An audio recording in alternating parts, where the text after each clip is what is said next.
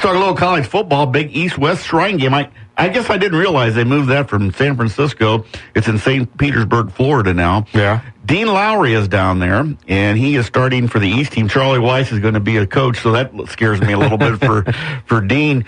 But I saw a couple stories on him. Scott Leber had done a story, so I went and did a story for the Hub.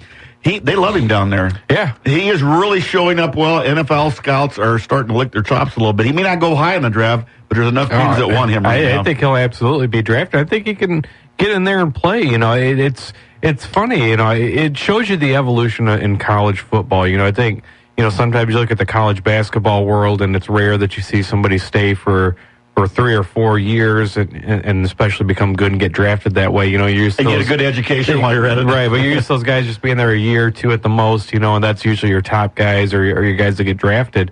Football, you really do get that evolution as the body fills out, those kind of things. His first 2 years, he played a little bit here or there, but didn't really do too much. And then all of a sudden last year and then this year, you're like, whoa, he won to Big Ten Defensive Player of the Week, those kind of things. He ended up having a very, very good career, and yeah, he's absolutely on the NFL radar. Showed a lot of leadership abilities. He also, I had happened to see some stuff back when his senior year when they won state. Yep. He was a tall guy, but he was not a big guy. He is a tall and now a big guy. Well, he was. It's not that he wasn't a big guy. No, he's a big guy now. Yeah, exactly. He was probably, I don't know, I'd be willing to guess probably 220 to 230 in high school. Well, that's all rock now. I bet you he's probably around that 250, 260 range now. Got good playing speed. on the end. Might even be a little bit bigger than that. Yeah, good speed and everything. He'll absolutely get a defensive line rotation at the worst, I think. He got football savvy. That's a good thing about him. And as a matter of fact, his sophomore year, I put a highlight on there, a YouTube highlight from the Big Ten Network. He ran back a pass for a touchdown, and they couldn't catch him. He shows some... he was a tight end in high school, so he's got that ability to run people down or run away from people too. Yeah, I guess it kind of just shows you this is what happens as a lineman, whether it's offensive or defensive. But he really is one of the better players ever to come out of this area. When you look at things, played on 2 state title teams and had a good coach. A good coach, but he was dominant in high school. Been dominant at the college level now. Probably going to play in the NFL. We don't have a lot of guys for this area that can make those kind of claims. Yeah, and he's very athletic, too. He played a little basketball. I don't know what else he played, and just a nice kid. Oh, yeah, absolutely, yep. Yeah. And then another football-related one, Shaler Burnell from Hononegah committed to Southwest Minnesota State this week. That's a D2 school, but a nice fit for him. I think he had some injury problems and some other issues this year and probably didn't play a whole season. He didn't make a Nick 10 All conference team. Yeah, he missed a lot of games. But he, at the Auburn Hononegah playoff game, he ran back a kickoff or a punt.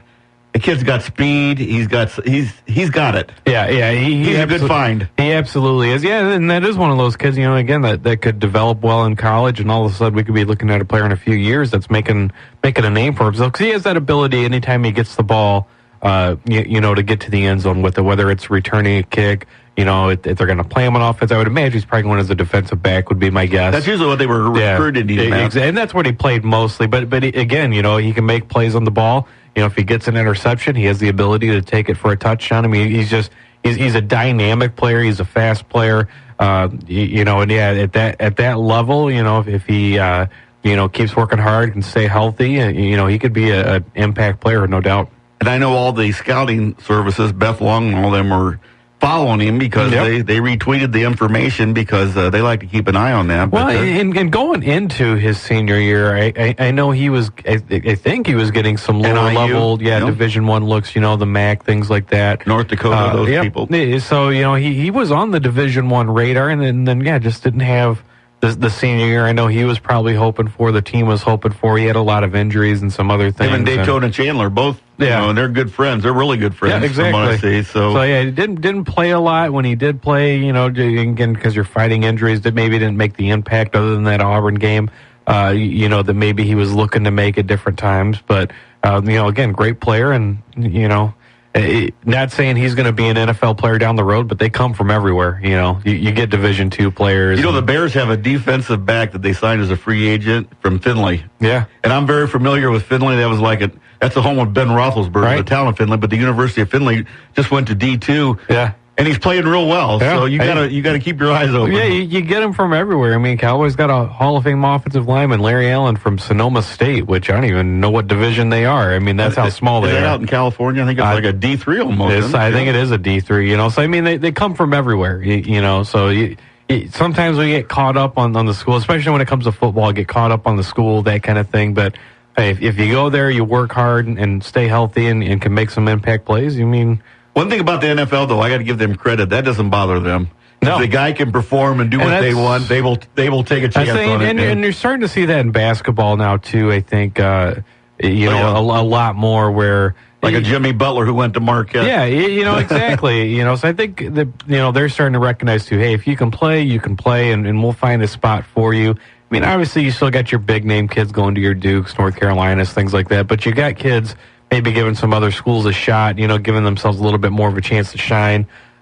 Because again, you just got to get that exposure, and there's so many games on, whether it's football, basketball, whatever, so many games on everywhere now. I mean, it's hard to miss somebody if they're that good. Real quickly, if you want to go watch the National Basketball Developmental League, they're going to have a team in Hoffman Estates at the Sears Center. That's where the Bulls are going to be. Right. And sometimes people it's going to be a little cheaper than going to a Bulls game. Right, exactly. And you get to see some really good people that have played there, and some of them get the chance to come up, and some of them get the chance to come down, too. Exactly. It's kind of like minor league baseball that way. I know some guys have done some rehab stints there, play a game or two there before you go back up to the big team there, those kind of things. So, yeah, it'll be good. Also, Kelly Ludwig, who is a Harlem graduate, she broke the 1,000-point barrier at Judson University. There you go. And she's just a junior. Yeah. I think she might have got hurt, though, recently, because I saw that she hadn't played much the last game. But congratulations to Kelly Ludwig. People have been keeping me updated on her, and she's had a great career so far at Judson. Judson's an NAIA school, but 1,000 points when you're a junior? That's not bad at all. That's not bad. And she can score 30, 40 points a game when she has a good night, and she hits the three. Right. And good for her, a Harlem Husky. And also, Rockford Lutheran's got a Harlem head coach sitting on the bench with them at the girls' side. So yeah. I'll tell you what, that's going to be a dynamic bunch, although they did lose 2 games in that DeKalb tournament, Rockford Lutheran. Yeah. They got Ashley Lopez back, girls basketball. I'll tell you what, some of the best in the states right here in this area. Yeah, absolutely there is, and it's been that way for a while. We've got some very, very good teams in girls basketball here. DeKalb probably Lutheran probably trying to work in, with Lopez there. I mean, just come in and... Oh, they all love her. I know that. Right. But it's probably everybody trying to adjust to some new rules, those kind of things. So. Yeah, it's just fun to watch them. Yeah.